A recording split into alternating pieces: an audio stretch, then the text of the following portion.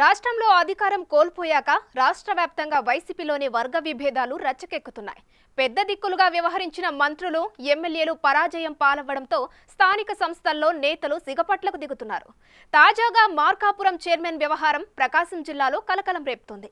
గతంలో చేసుకున్న ఒప్పందం ప్రకారం పదవి మార్పిడి జరగకపోవడంతో కౌన్సిల్లో వార్ మొదలైంది.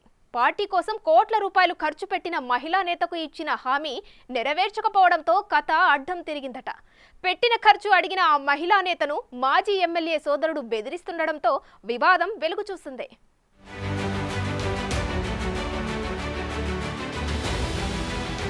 ప్రకాశం జిల్లా మార్కాపురం మున్సిపాలిటీ చైర్మన్ పదవిపై వైసీపీలో రగడ మొదలైంది. గత మున్సిపల్ ఎన్నికల్లో మొత్తం 35 డివిజన్లకు గాను 30 స్థానాలను వైసీపీ కైవసం చేసుకుంది. చైర్మన్ ఎంపిక విషయంలో అప్పటి ఎమ్మెల్యే కుందూరు నాగార్జున రెడ్డి నిర్ణయానికి వ్యతిరేకంగా మాజీ సీఎం జగన్ ఈ నిర్ణయం తీసుకోవడంతో సమస్య ఆరంభమైంది. మార్కాపురంలో ప్రముఖ వైద్యురాలైన కనకదుర్గను చైర్మన్ను చేయాలని నాగార్జున భావించారు. ఆ మేరకు ఆమెకు హామీ ఇచ్చి ఎన్నికల ఖర్చు మొత్తం పెట్టించారు.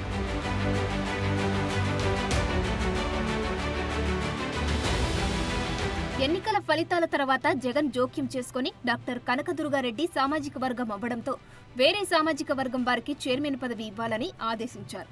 దాంతో మాజీ ఎమ్మెల్యే నాగార్జునరెడ్డి కుటుంబానికి అత్యంత సన్నిహితుడైన ఆర్యవైశ్య వర్గానికి చెందిన చిర్లంచెర్ల బాలమురళి కృష్ణను చైర్మన్ పదవికి ఎంపిక చేశారు. దాంతో నిరాశకు గురైన డాక్టర్ కనకదుర్గ తన వద్ద మున్సిపల్ ఎన్నికల వ్యయం కోసం తీసుకున్న డబ్బును తనకు ఇవ్వాలని నాగార్జున రెడ్డి పైన, ఆయన సోదరుడు కృష్ణమోహన్ రెడ్డి పైన ఒత్తిడి తేవడం మొదలుపెట్టారు.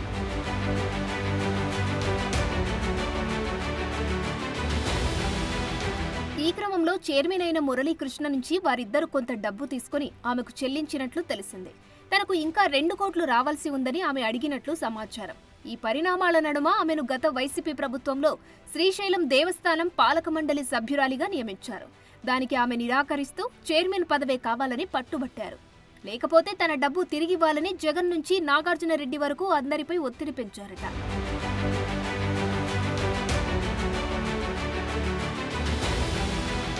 అప్పట్లో ఎమ్మెల్యేగా ఉన్న నాగార్జునరెడ్డి కనకదుర్గను బుజ్జగిస్తూ వస్తున్న నేపథ్యంలో అసెంబ్లీ ఎన్నికలు వచ్చాయి. నాగార్జునరెడ్డిని జగన్ గిద్దలూరు షిఫ్ట్ చేసి గిద్దలూరు నుంచి రాంబాబును మార్కాపురం అభ్యర్థిగా పంపించారు. అప్పుడు అప్రమత్తమైన కనకదుర్గ తన పరిస్థితి తేల్చాలని నాగార్జునరెడ్డి ఇంట్లో తిష్ట వేశారు. ఆయన మున్సిపల్ చైర్మన్ మురళీకృష్ణను పిలిపించి ఆమెకు డబ్బులు ఇవ్వండి లేదా పదవి నుంచి తప్పుకోమని చెప్పారంట. ఆ క్రమంలో నాగార్జునరెడ్డి వారి మధ్య ఒప్పందం కుదుర్చి ఒక అగ్రిమెంట్ కూడా రాయించారట.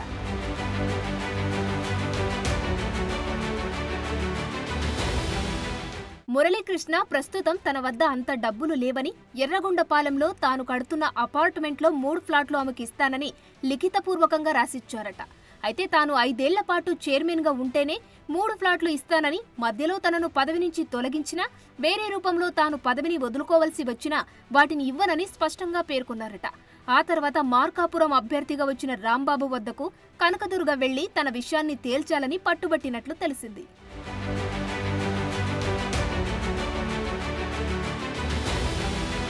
మున్సిపల్ చైర్మన్ తన సామాజిక వర్గమే అయినందున తాను ఎమ్మెల్యేగా గెలుపొందితే మురళీకృష్ణను మార్చి చైర్మన్గా కనకదుర్గకు అవకాశం కల్పించవచ్చన్న ఉద్దేశంతో ఎన్నికల అనంతరం సమస్యను సానుకూలంగా పరిష్కరించుకుందామని, అయితే ఎన్నికల్లో ఇటు అన్న రాంబాబు, అటు కుందూరు నాగార్జున రెడ్డిలు ఓటమి చెందారు.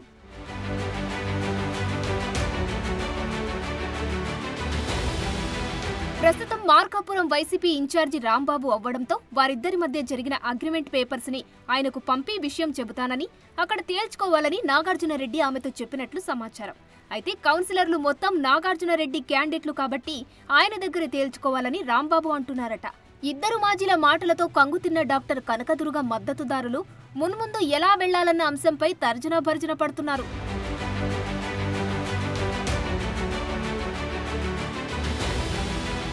చైర్మన్ మురళీకృష్ణ మాత్రం నాయకులు చెబితే పదవి వదిలేస్తా, ఒప్పందం మేరకు ఫ్లాట్లు ఇవ్వనంటున్నారట.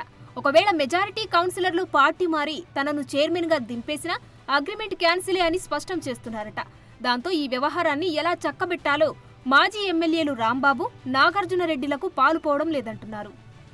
ఆ క్రమంలో కనకదుర్గ ఒత్తిడి తెస్తుంటే కుందూరు నాగార్జునరెడ్డి సోదరుడు కృష్ణమోహన్ రెడ్డి బెదిరింపులకు పాల్పడుతున్నాడట. ఆ విషయం ఆమె తన సన్నిహితుల వద్ద వాపోతుండడంతో టోటల్ ఎపిసోడ్ వెలుగు చూసింది.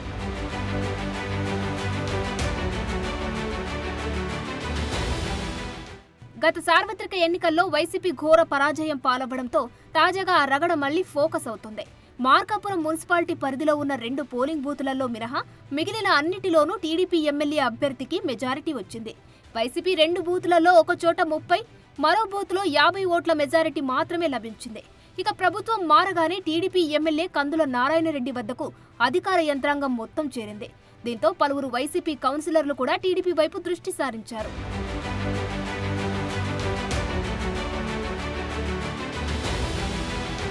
తాజా పరిణామాలతో ఈ గోలంతా మనకెందుకు, టీడీపీలో చేరితే బాగుంటుందన్న ఉద్దేశంతో వైసీపీ కౌన్సిలర్లు ఆ దిశగా ప్రయత్నాలు ముమ్మరం చేస్తున్నారట.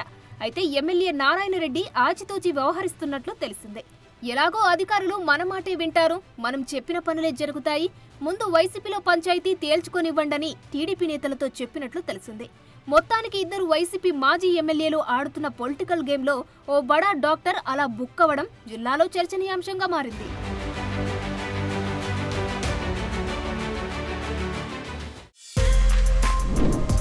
For more videos like this, subscribe Big TV channel.